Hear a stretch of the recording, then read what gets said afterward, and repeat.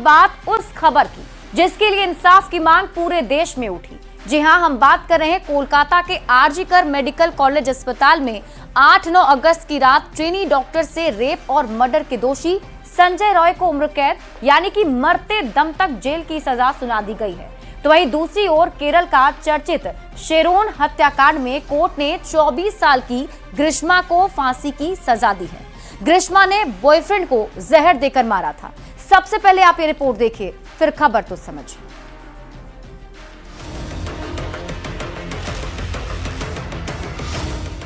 20 जनवरी 2025 ये तारीख कोर्ट के दो बड़े फैसलों को लेकर याद किया जाएगा। पहला फैसला कोलकाता के आरजी मेडिकल कॉलेज में ट्रेनी डॉक्टर से रेप और मर्डर के मामले में आया, तो दूसरा केरल के चर्चित शेरोन हत्याकांड से जुड़ा हुआ है। 8 और 9 अगस्त की रात कोलकाता के आरजी मेडिकल कॉलेज अस्पताल में ट्रेनी डॉक्टर से रेप और मर्डर की घटना तो आपको याद ही होगी, जिसने पूरे देश को हिलाकर रख दिया था। इस मामले में अदालत ने दोषी संजय रॉय को उम्र कैद यानी मरते दम तक जेल की सजा सुनाई है। कोर्ट ने दोषी संजय रॉय पर 50,000 का जुर्माना भी लगाया है। कोर्ट ने मृतका के परिजनों को 17 लाख का मुआवजा देने का भी फैसला सुनाया है। लेकिन कोर्ट में पीड़िता के माता पिता ने कहा कि हमें कोई मुआवजा नहीं चाहिए। कोर्ट ने इस केस को रेयर ऑफ द रेयरेस्ट नहीं माना, लेकिन दूसरी ओर केरल के चर्चित शेरोन हत्याकांड को केरल के कोर्ट ने रेयर ऑफ द रेयरेस्ट मानते हुए कातिल प्रेमिका को मौत की सजा दी है। बता दें कि ग्रीष्मा नाम की लड़की की शादी नागरकोइल के रहने वाले आर्मी के एक जवान से तय हो गई थी। इस वजह से वो अपने बॉयफ्रेंड शेरोन राज को रिश्ता तोड़ने के लिए कह रही थी, लेकिन शेरोन रिश्ता खत्म नहीं करना चाहता था। इसके बाद सोची समझी साजिश के तहत 14 अक्टूबर 2022 को ग्रीष्मा ने शेरोन राज को अपने घर बुलाकर शेरोन को आयुर्वेदिक टॉनिक में जहर मिलाकर दे दिया। थोड़ी ही देर बाद शेरोन की तबीयत बिगड़ी और 11 दिन के बाद 25 अक्टूबर को अस्पताल में इलाज के दौरान उसकी मौत हो गई। Bureau report, news 18।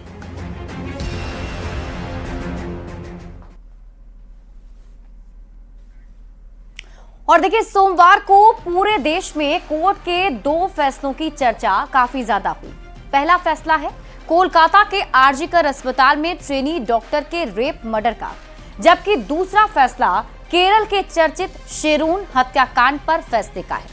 Kolkata rape murder case में कोर्ट ने दोषी संजय रॉय को उम्र कैद की सजा सुनाई है, जबकि केरल के चर्चित शेरोन हत्याकांड में केरल के कोर्ट ने कातिल प्रेमिका को मौत की सजा दी।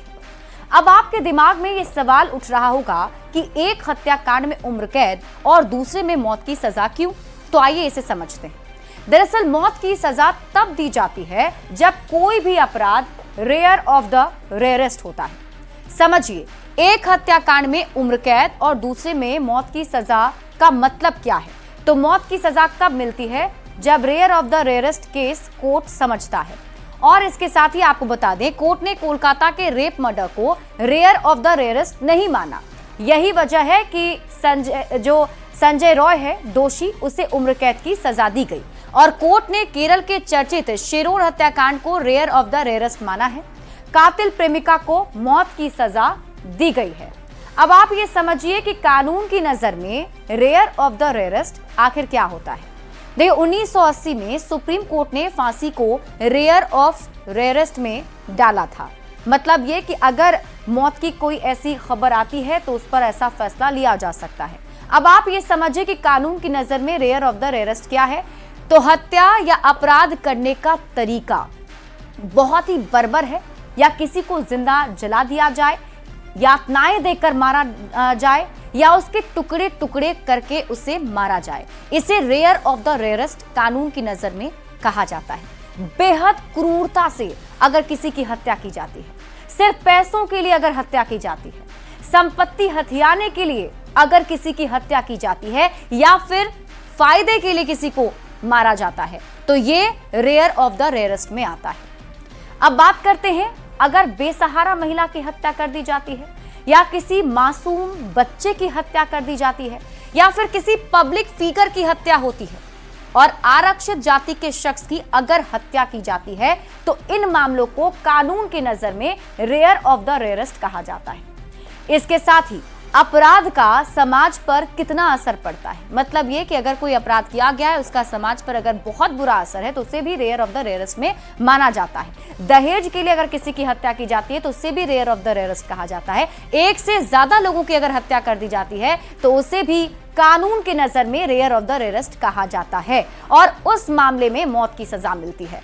बढ़ते हैं आगे और बात करेंगे कुंभ नगरी में 27 जनवरी से धर्म संसद भी आरंभ होने जा रहा है, जिसमें सनातन बोर्ड के गठन को लेकर बड़ा ऐलान हो सकता है, जिस पर सबकी नजर टिकी हुई है।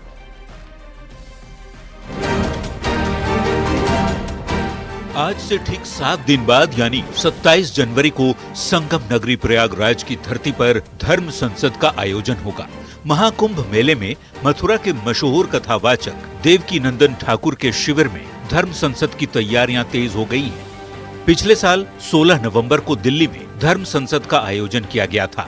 इस धर्म संसद के आयोजक भी देवकी नंदन ठाकुर ही थे। उसी समय उन्होंने मंच से ऐलान कर दिया था कि महाकुंभ में अगली धर्म संसद बुलाई जाएगी, जिसमें देश भर के साधु संत, महामंडलेश्वर, पीठाधीश्वर, कथावाचक और शंकराचार्य मौजूद रहेंगे। अब जैसे जैसे महाकुंभ में धर्म संसद की तारीख नजदीक आती जा रही है, देवकी नंदन ठाकुर सभी सनातनियों से 27 जनवरी को महाकुंभ पहुंचने का आह्वान कर रहे हैं। 27 जनवरी हम सब सनातनियों के लिए एक यादगार दिन बनाना है हमको, और आप सभी 27 जनवरी को धर्म संसद में उपस्थित होकर सनातन बोर्ड के लिए अपनी उपस्थिति, जब ये इतिहास लिखा जाए कि भारत में 77 साल बाद आजादी के सनातन बोर्ड पर चर्चा हुई, लिखा गया, बनाया गया, तो उस समय ये होना चाहिए कि मैं भी उसमें उपस्थित था।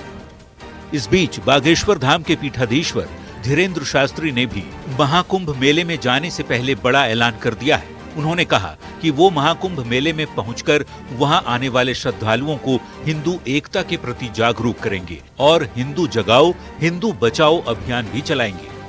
महाकुंभ संस्कृति का कुंभ है। महाकुंभ कल्चर को बढ़ाने का, कल्चर को समझने का, किसी को वायरल का नहीं है। हमने पूर्व में ही कहा कि रील के लिए नहीं, रियल के लिए जाना है। विचार विमर्श इस बात पर होना चाहिए कि सनातन कैसे बचेगा, हिंदुत्व कैसे जगेगा, हिंदू राष्ट्र कैसे बनेगा, और जो हिंदू नहीं है उनको घर वापसी कैसे कराई जाए।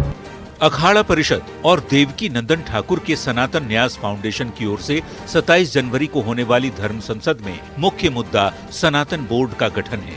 संसद के जरिए सरकार पर इस बात का दबाव बनाया जाएगा कि जल्द से जल्द सनातन बोर्ड का गठन हो, जिससे सनातनियों को उनके पुराने मठ मंदिर वापस मिल सकें। Bureau report, news 18। और फिलहाल इस बुलेटिन में अभी के लिए बस इतना ही। आप देखते रहिए न्यूज़ 18 बिहार।